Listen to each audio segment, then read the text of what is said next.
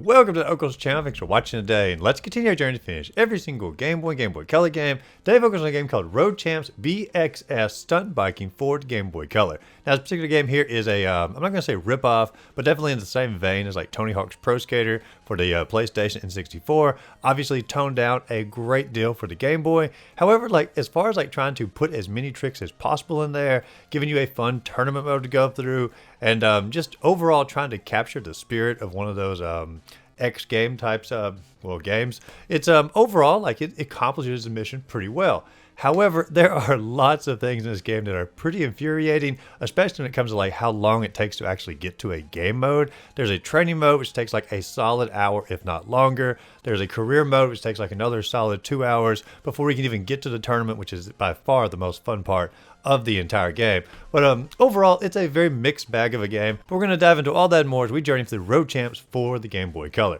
Now, this particular video did get moved up into the queue a bit because Pat Boy 2 requests I cover it sooner than later, and he even mentioned it here. It is a notoriously difficult game in his request. He said he didn't even get past the tutorial as a kid, and I completely understand because the tutorial, it is pretty ridiculous on the length and also the difficulty in some places. But if there's a game that you want to see me cover sooner than later, let me know the name of the game in the comments down below, and just like Road Champs, I'll move it right on up. Now, I start the videos up, link the box art for the game first. And the box art here, it does say Road Champs on it, and then it has a fella on his bike doing an extreme stunt here. And it looks like they just sort of took a PNG file of a I guess stunt biker and just sort of pasted him onto the background there. It definitely does not look like he belongs in front of this guy. And the logo itself, it looks like it's probably trying a little bit too hard here. But if you bought this game back in the early 2000s, obviously you're probably already a big fan of stunt biking, and so this is appealing directly to you. But let's go and get the review rolling here. Now, when you load the game up here, the title screen is fairly intense, as the title of the game itself up top, BXS written with the chain going across the X there, stunt biking sort of stamped down below, a black background. It definitely looks like a Limp Bizkit song getting ready to play in the background. This is very much of a time or a sign of the time of early 2000s new metal, and they're really cashing into that scene a little bit. But once you get past the title screen, the menu pops up. You have the option of new game, password, training mode, which you must complete, the career mode, which you must complete after you've completed the training, and then you can finally get to the tournament mode in order to get the credits to roll. So our goal is to complete every one of these modes and get the credits to roll after the tournament. Now, the training here, you do get to select your rider, and I'm not going to lie, like, I've never heard of any of these people. When I play like a Tony Hawk game, I actually knew some of the skateboarders, but as far as like a BMX game and stunt biking, I don't know any of these people here. So I scroll through them. I end up picking Paul here because he has a backwards hat on, some sunglasses on as well. He definitely looks like he's doing a Fred Durst wannabe impression here. So naturally going to the title screen, we're going to keep that rolling as well. Now at this point, the training mode does load up, and it is fairly overloading, like just simply from looking at it. There are 6 stages you have to go through, or 6 levels, and 5 stages in each one of those levels. So 30 training stages you have to go through just in order to get to like started inside the game here. And we're going to hit sort of the highlights as far as like, you know, what you're doing in training, but this takes well over an hour just simply to get through the training.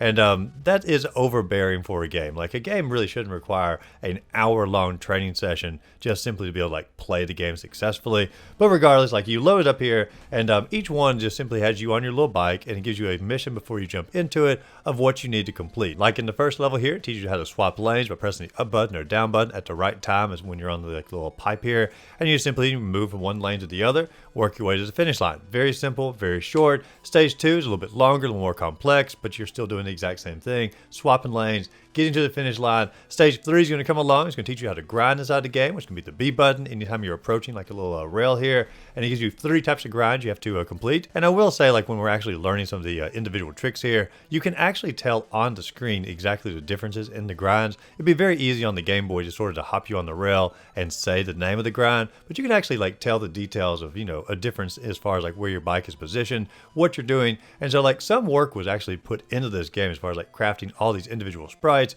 in order to replicate the tricks successfully. But you just simply have to do the 3 grinds, and then stage 3 is completed. And stage 4 introduces a few new obstacles on the course. Stage 5 actually has you doing 4 tricks across the stage here. And like I said earlier, you can actually tell the differences in the tricks. All the tricks are based upon pressing the A button and then a different direction on the control pad. And one thing that's like a little finicky about some of the tricks is you have to be doing like a particular speed in order to execute the trick. And so like, because you're only having like, you know, 2 buttons on the Game Boy with the direction pad or the D-pad here, it's going to like have different tricks that are done at different speeds on your bike. And this is going to get not necessarily like complicated like when you're doing tournament mode. It doesn't matter which tricks you do. But when you're trying to execute particular tricks, this can get a little bit on the frustrating side because your speed is not always what you want it to be, especially like when you're coming down a ramp and things like that, trying to execute these tricks just simply perfectly. It's almost like the game is saying it's like it's my way or the highway, and you really have to like get in line of what the game wants you to do just simply perfectly. Now, like I said, I'm not going to go through every single one of the stages here. I'm going to hit the highlights and the training. Stage A is going to teach you how to do like manuals, and the manuals you would think, or wheelies and whatnot, you'd think it'd be way easier to do, but I actually had a good bit of trouble ever executing the wheelies correctly because you can't just simply do them like when you're riding along. You have to do them on top of like a fun box and things like that. They are a little bit more difficult. Stage 9 like teaches you how to do like little taps or stalls on top of the half pipes or like the smaller half pipes. I don't think you can do them on the fun box, but you are learning, you know, the different types of tricks as you're going here. And then stage 10 loads up. And stage 10 is a different type of stage here because it's 1, 2, 3 times 2 to the 6 as far as like different types of tricks you're having to learn because they're expecting you to do 10 tricks in under 5 minutes on the stage itself. And at this point, it's not like overloading, but as the game progresses on, it's going to get a lot of different tricks you simply have to keep in your mind at once. And so 10 doesn't seem like a lot, but when you just simply learn them back to back to back, it will take you a few tries to get through this stage. Stage 11, we're learning like the A button tricks, A button with different directions. Continues on through that, simply shows you like challenges for like collecting different points, several new tricks as we go. And we're going to jump all the way over to stage number 20. Now you're having to do 20 different tricks inside the time limit. And this is where it's like tough to hold all these in your mind at once. Stage 21 is going to allow you to do a new move called the Superman, which this is one of the only BMX moves that I actually know because I did have a game growing up called Matt Hoffman's Pro BMX, I think it's called. It was, you know, same company as Tony Hawk's Pro Skater, same engine, everything. And the Superman was one move that I like completely do remember using here. But all the stage 20 are going to teach you a few new tricks as far as like which buttons to press, which direction pads, and get you accustomed to those. And then when on stage 30 rolls around, you have to complete 30 different tricks in one single round here. And there's like nothing more infuriating when you've done all the tricks that you can think of and you're stuck at like 28 or 29 and the clock's ticking down. You're trying to think like, well, what tricks have I not done? And so eventually, like when you're going through the stage, you're like literally just simply going in order of the tricks that you remember. Like when you go up a ramp, you press up and A. Go up the other ramp, down and A. Go up it again, right and A. Go up it again, left, right, A. And you're simply going through like a checklist of your mind. And you're like, all right, move on to the B tricks. And then you find yourself, all right, now move on to the stalls. All right, now move on to the grinds. And so you're just simply going like almost, I don't know, very methodically through all of these in order to get your tricks down. Now, once you have done all of this, you have finally unlocked career mode. You are living life in the fast lane. And the stages here are going to be very similar to the training, but you are going to have to do a few more difficult things as you go as far as like different moves and whatnot. Now, there are 6 different levels, and most of them have 4 to 5 different stages in that, but some of them only have 2. And the ones that have 2 are just very atrocious as far as like the difficulty here. Stage 1, you simply collect 2,500 points. Really easy. Stage 2, you learn to backflip, which is probably my favorite move in the entire game as far as like ease to use, and it also gives you like a decent number of points, helps to build up your X bar as you go. And I can't believe I forgot about the X bar. That was done in one of the training levels earlier. There's an X bar in the lower right hand corner, and the more tricks you do back to back, if the X bar gets all the way full, it doesn't like allow you to do special tricks, but what it does is basically like increases the value point wise of every trick that you use. And so for like tournaments and like getting high scores, it is very important to get that X bar all the way filled up. Stage 3 teaches you 2 new tricks, and you have to also get 3,000 points at the same time. And then stage 4 rolls around, and this is the most infuriating part of the entire game here, because it says you need 1,000 points, but it doesn't tell you any new trick that you need to do. And so like I just simply got into the world and I couldn't do any tricks. Now in the last level of the career mode, you unlock those 2 tricks, and you could just simply do those 2 tricks over and over and over in order to get to 3,000 points. And so I figured they just simply forgot to put a screen in there that told me what the new trick was. And so I looked online trying to figure out what the new trick was. I tried like every button combination I could possibly do. Nothing was giving me any trick at all. So I'm just simply riding around this field here, unable to do any tricks, unable to get any points. I look in the manual. I try to find walkthroughs online. There are no walkthroughs online for this game, by the way. I tried to find long plays online, figure out what they did. There are no long plays online of this game as well. And so I was like completely stumped here. I posted on like Gameboy Facebook groups. I posted on Blue Sky. I posted on X. I was trying my absolute hardest to simply somebody help me on what I'm supposed to do here. Nobody responded because like no one actually plays this game, and that really wasn't like a big surprise. But I was really trying to figure it out, and so eventually I was like, okay, there must be some sort of glitch in the game, some sort of mistake. So I looked up passwords for the game, and I ended up putting the password in, which would allow me to bypass this level to the next level, and I would just simply go back and try the level again in case my game had glitched out. And sure enough, when I put the password in, went back to this level, I was able to do all the tricks that I should have been able to do. There was no like missing trick here. It's just simply 1,000 points is what you needed. And I was able to get the overall mission accomplished for this one. So I did complete the level, but I had to put a password in order to go back to the level in order to complete it. And so like I think if you were playing this game back in like the early 2000s and you didn't have access to the internet and you didn't have access to the password, I feel like the game probably just simply stopped right here. And that could be why there are no long plays online for this particular game. At least that's my guess anyway. Now the 5th stage of level 1 here in the career mode has you complete 35 different tricks in 4 minutes. And you sort of get the pattern here of like, okay, at the close of most of these levels, you're going to have to basically prove you know the new tricks as well as remembering every single one of the old tricks. And it's just simply getting very difficult for these particular stages. Now level 2 inside the career mode is going to focus more on the vert skating, teaching you some new tricks here, having to get some high scores, and then the last level or last stage of level 2 has you complete 12 different tricks inside the half pipe here. And like completing the regular tricks is not too bad, but trying to like get some of the stalls or like the background or the backwards grinds like the alley oop, those are a little bit more tricky to pull off, especially since you have to like get the speed just right in order to do those tricks effectively. Stage 3 rolls in and you're basically once again learning some different tricks. The last stage of level 3 here is going to have you complete 40 different tricks.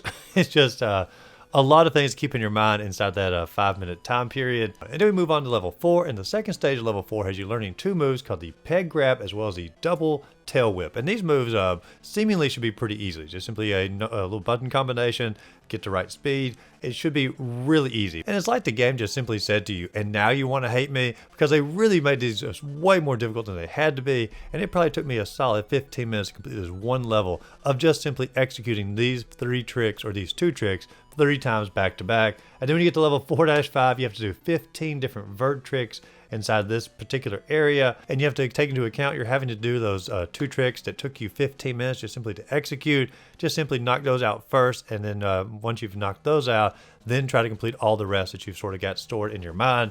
Then level 5 here, you do learn the iconic 900, and I thought that was only in skateboarding, but I suppose it's also in BMX as well. And then level 5-5, you have to do 17, I believe, different tricks inside the vert ramps. And then level 6, you have into 6-2 in particular, 46 different tricks. So like everything you've learned in the game, you have to complete in under a 5-minute time period. And this is, bar none, the hardest course in the entire game. Luckily, like all the courses allow you to go back and like refresh like some of the different moves. There's even like a tips or a tutorial area where you can like scroll through and look at all the different moves in case you forgot some. But like I said earlier, you just basically have to take a checklist in your mind and say like, all right, I'm going to do all the A button moves first with the direction key. Now all the B button moves first with the direction key. Now all my grinds. Now all of my stalls. Now I'm going to focus on the fun box. Now I'm going to focus on like the smaller ramps. And like you really just have to, and then the manuals or the wheelies, and you just have to like truly go through it list almost.